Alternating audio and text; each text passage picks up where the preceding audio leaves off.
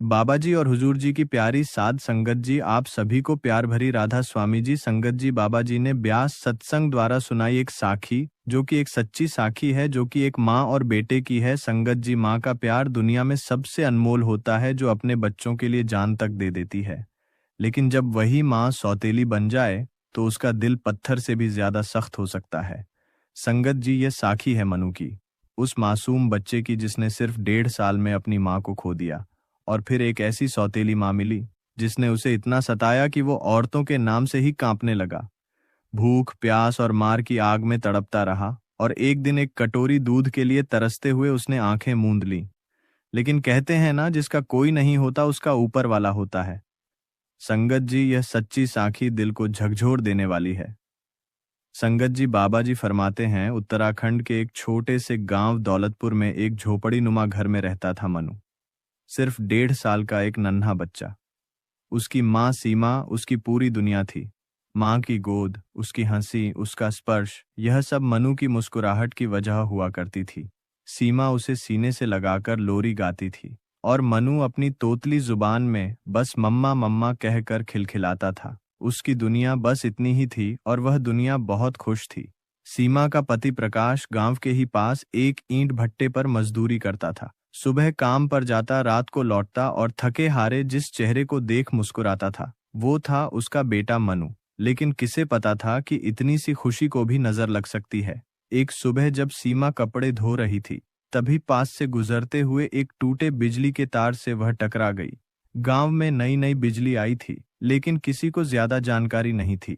तार में करंट था। सीमा को जब झटका लगा तो वह वहीं ढेर हो गई। मनु, जो पास में बैठा मिट्टी से खेल रहा था, माँ को जमीन पर गिरते देख घबरा गया। वो रोने लगा, लेकिन उसकी माँ, वो अब कभी उठने वाली नहीं थी। गांव की औरतें दौड़ी मदद की, पर कुछ नहीं हो सका। प्रकाश का सब कुछ उजड़ गया। रात भर वो मनु को गोद में लिए फूट फूट कर रोता रहा। मासूम मनु को तो समझ ही नहीं आया कि उसकी माँ क्यों नहीं उठ रही, क्यों अब कोई उसे सीने से नहीं लगाता। कुछ महीनों तक प्रकाश अकेला ही मनु को संभालने की कोशिश करता रहा, लेकिन मजदूरी, घर और मनु, सब कुछ अकेले कर पाना उसके लिए मुमकिन नहीं था। फिर गांव की कुछ औरतों ने उसे सलाह दी कि उसे किसी महिला का सहारा लेना चाहिए, ताकि घर भी संभले और मनु को मान जैसा प्यार भी मिले।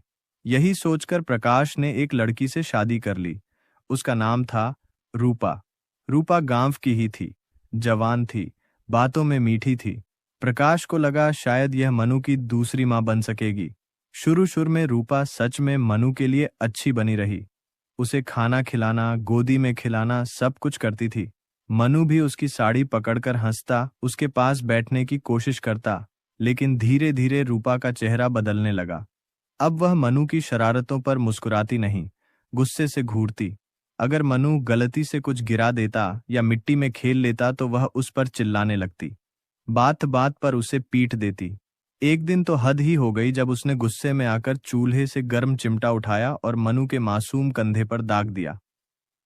मनु की चीखें सुनकर पड़ोस की महिलाएं दौड़कर आईं, लेकिन रूपा ने उन्हें भी डांट कर भगा दिया। वह कहती, यह बच्चा ही मनहूस है, अपनी मां को खा गया, अब मुझे भी खा जाएगा। गांव वालों को सब पता था, लेकिन कोई कुछ नहीं कहता था। रूपा झगड़ालू और मुंहफट औरत थी, कोई उससे उलझना नहीं चाहता था। प्रकाश भी कई बार बोला, रूपा बच्चा है, इतना मत मारो, लेकिन रूपा उसे भी सुना देती और प्रकाश चुप रह जाता। सर्दियों की रातों में जब सब अपने बिस्तर में आराम से सोते, तब मनु को जगह नहीं मिलती। वह रूपा के पास जाकर चुपचाप लेटना चाहता, लेकिन वो उसे धक्का देकर भगा देती। कहती, जा कहीं और सो, यहाँ बिस्तर गंदा कर देगा। मनु रोता सिसकता और किसी कोने में जाकर लेट जाता, जहां ठंड से उसके दांत कटखटाते रहते। मनु अब सिर्फ डर और सन्नाटे में जीने लगा था। मनु अब 5 साल का हो चुका था। उसकी आंखों में एक अजीब सा सूनापन था, एक डर जो उसकी मासूमियत को ढक चुका था। वो गांव की गलियों में अकेला भटकता रहता। बाकी बच्चों के साथ खेलता तो था, लेकिन उनकी तरह कभी खुलकर हंस नहीं पाता। संगत जी, उसकी हंसी मानो कहीं खो चुकी थी। गांव के कुछ बच्चे उसे ताने मारते, अरे मनु, तेरी माँ तो तुझे मारती है ना, तेरे बदन पर तो हर रोज नए निशान दिखते हैं। मनु कुछ नहीं कहता, बस अपनी नजरें जमीन पर गड़ा देता और वहां से धीरे धीरे चला जाता। इसी बीच 1 साल बाद प्रकाश के छोटे भाई अविनाश की शादी तय हुई। लड़की का नाम था माया, एक पढ़ी लिखी प्यारी और गहरी समझ रखने वाली लड़की जो पास के ही गांव हरिपुर से थी। शादी के कुछ दिन पहले माया की विदाई हुई और वह इस घर की नई बहू बनकर आई। घर में रौनक थी, हर तरफ चहल पहल, रिश्तेदारों की आवाजें, बच्चों के दौड़ भाग, नई मिठाइयों की खुशबू, और इन सब के बीच एक कोना था जहां मनु चुपचाप बैठा था। बच्चे माया के कमरे में घुस जाते, माया हंसती खिलाती, लेकिन मनु वो सबसे पीछे खड़ा रहता। दूर से देखता पर पास नहीं आता। वो ना कोई मिठाई मांगता, ना कोई सवाल करता, बस एक सुनी आंखों से देखता रहता।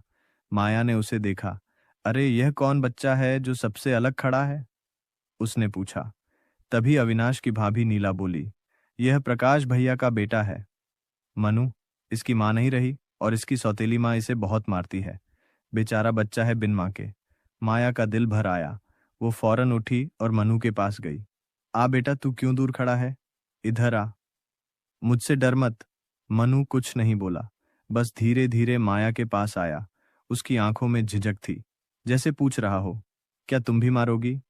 लेकिन माया ने उसे गोद में उठाया, उसके बालों को सहलाया, उसके फटे पड़ों को ठीक किया और उसका नाम पूछा। मनु, उसने धीरे से कहा। माया ने उसे गले से लगा लिया। मनु, आज से तू मेरा बेटा है। चल मिठाई खा और फिर मैं तुझे कहानी सुनाऊंगी। उस दिन पहली बार मनु को किसी औरत की गोद में सुकून मिला, सच्चे मायनों में माँ की गोद जैसा। माया उसे प्यार से बुलाती, रोज नहलाती, साफ कपड़े पहनाती और अपने बगल में सुलाती। उसने अपनी हर चीज मनु से बांटी, प्यार, खाना, समय और वो ममता जो शायद उसके भीतर जन्म लेने का इंतजार कर रही थी। धीरे धीरे मनु खुलने लगा। वो माया के कमरे में आकर बैठता, माया के हाथ से रोटी खाता और कई बार उसे मम्मा कहकर पुकारता। माया ने जब पहली बार सुना, मम्मा मैं आज तेरे पास ही सोऊंगा, तो उसकी आंखें भर आईं। उसने मनु को सीने से लगाया और बोली, तू जहां भी सोए बेटा, वो जगह ममता से भर जाएगी। पर यह सब कुछ हमेशा एक जैसे नहीं रहता, क्योंकि माया नई दुल्हन थी और गांव में हर किसी की निगाहें उस पर टिकी थीं। कुछ लोग उसकी अच्छाई को सराहते तो कुछ ताना मारते, बहू है या देवी जो इस लड़के को गोद में लेकर घूमती रहती है। रूपा को यह सब बहुत खटकने लगा। मेरे घर में यह नई बहू अब राज करेगी, अब यह मेरा बेटा भी छीन लेगी। उसने माया पर ताना कसना शुरू कर दिया, लेकिन माया चुप रही। वह जानती थी, अगर उसने एक बच्चे की जिंदगी बचा ली तो दुनिया की 1000 बातें भी कम पड़ जाएंगी। एक दिन जब प्रकाश काम पर गया हुआ था, माया को पता चला कि मनु 2 दिन से उसे मिलने नहीं आया। उसे कुछ अजीब लगा। वो घबरा गई। उसे डर सताने लगा कि कहीं फिर कुछ तो नहीं हुआ। वो मन ही मन भगवान से दुआ करने लगी, हे प्रभु, बस मनु को ठीक रखना। तभी पड़ोस की एक औरत आकर बोली, बहू, तुम्हारा बेटा मनु, रूपा ने उसे बहुत मारा है। 2 दिन से खाना भी नहीं दिया, चुपचाप पड़ा है, बुखार में जल रहा है। माया का दिल कांप उठा। माया दौड़ती हुई उस पुराने कमरे की ओर गई जहां रूपा अक्सर मनु को बंद करके रखती थी। दरवाजा अंदर से बंद नहीं था, बस एक भारी पत्थर रखा हुआ था। जैसे किसी कैदी को कैद करने के लिए उसने पत्थर हटाया और दरवाजा धीरे से खोला। सामने की तस्वीर ने जैसे माया की सांसें रोक दी। मनु जमीन पर लेटा था, शरीर पर कपड़े गंदे और फटे हुए, माथा दब रहा था, होठ सूखे और आंखें। वो बस एक छत को निहार रही थी, जैसे जिंदगी से सारी उम्मीदें खत्म हो गई हों। माया वहीं जमीन पर बैठ गई, उसे गोद में उठाया और फूट फूट कर रोने लगी। हे भगवान, यह बच्चा तो तुझसे भी नहीं कहता होगा कि क्यों इतनी सजा दी है। उसी वक्त गांव की सबसे बुजुर्ग महिला, जिसे सब दादी अम्मा कहते थे, लाठी टेकती हुई वहां पहुंची। किसी औरत ने जाकर उन्हें खबर दी थी। उन्होंने मनु को देखा और कांपते स्वर में कहा, मैंने पहले ही कहा था इस बच्चे को उस औरत के पास मत छोड़ो, अब देखो क्या कर डाला है। रूपा वहीं खड़ी थी और जैसे ही सबकी नजरें उस पर गईं, वो चिल्ला उठी, यह मेरा घर है, मैं जो चाहूं करूंगी, तुम लोग बीच में क्यों आते हो? लेकिन अब गांव चुप नहीं था। बुजुर्गों ने कहा, बस बहुत हुआ, अब इस बच्चे के साथ और नहीं। ठीक उसी वक्त प्रकाश भी वापस आ गया। वो जैसे ही घर पहुंचा और माया से मनु की हालत के बारे में सुना तो सीधा कमरे में आया। मनु को देखा तो खुद को रोक नहीं पाया। गुस्से में कांपते हुए उसने रूपा से कहा, तू औरत नहीं राक्षस है, तूने मेरे बेटे को क्या बना दिया? वो मनु को उठाकर सीधे गांव के अस्पताल ले गया। डॉक्टरों ने कहा, इस बच्चे को अगर और कुछ दिन ऐसे ही छोड़ दिया जाता तो शायद यह जिंदा नहीं बचता। प्रकाश अस्पताल में बैठा रोता रहा और माया वहीं बगल में मनु का सिर सहलाते हुए भगवान से प्रार्थना करती रही। इस हादसे के बाद गांव वालों ने रूपा के खिलाफ पंचायत बुलाने की मांग की, लेकिन प्रकाश चुप रहा। क्यों? क्योंकि उसे रूपा की नहीं, इस समाज की भी जरूरत थी, जो अक्सर आदमी को मजबूर कर देता है कि वह गलत को भी चुपचाप सह ले।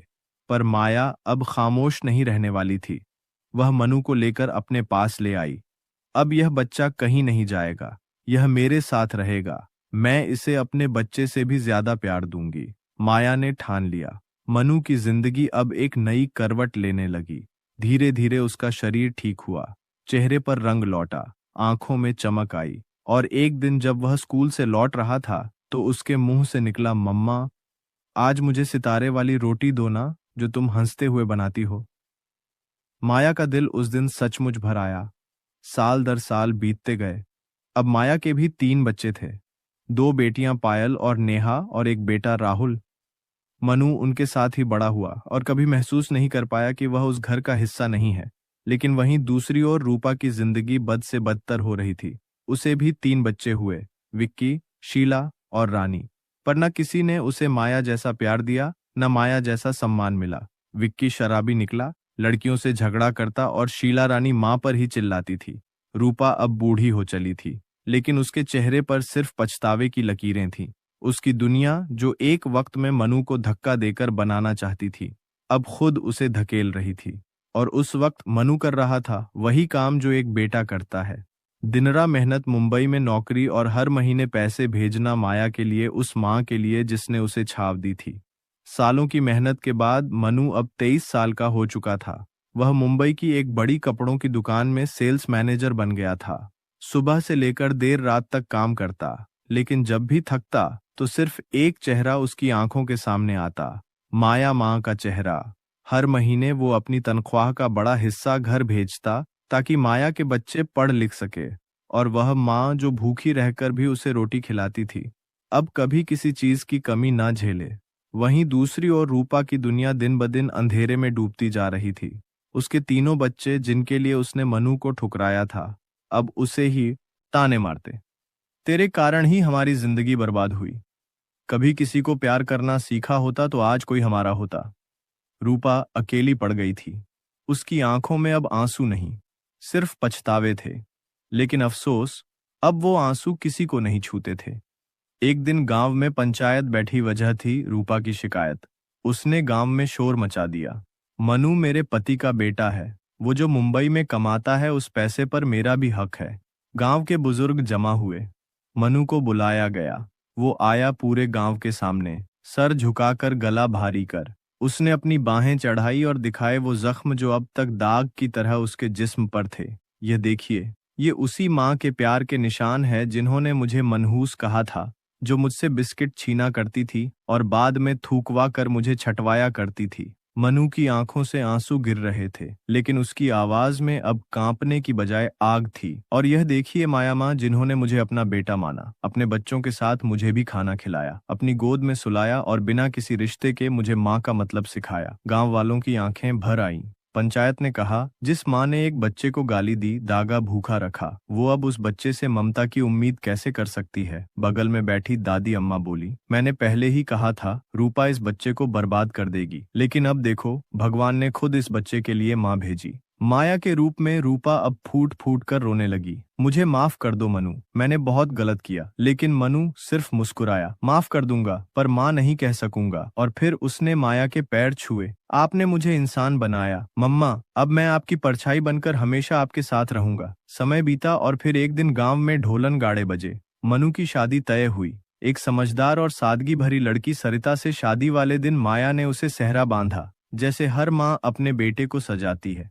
आज तेरा घर बस रहा है बेटा, मेरी ममता का सबसे सुंदर फल यही है। सरिता ने भी माया को मां माना। अब वो घर एक परिवार था जिसमें खून का रिश्ता नहीं था, लेकिन दिचल्लों का रिश्ता था जो सबसे मजबूत होता है। मनु अब भी मुंबई में काम करता है। सरिता, माया और बाकी बच्चों की देखभाल करती है। घर में हंसी है, रोटियों की खुशबू है और वो आंगन जिसमें कभी चीखें थीं, अब उसमें सुकून बसता है। उधर रूपा अकेली बूढ़ी बीमार उसी घर में बैठी रहती है जहां कभी मनु को धक्का दिया था। अब वहां कोई नहीं है, बेटा या बेटी है जो उसे पूछे।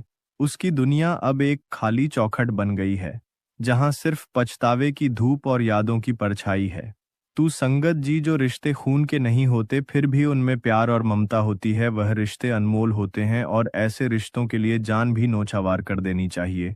और संगत जी, आपको यह साखी कैसी लगी हमें कमेंट बॉक्स में बताइए, ताकि हम आपको ऐसी ही साखियां सुना सके।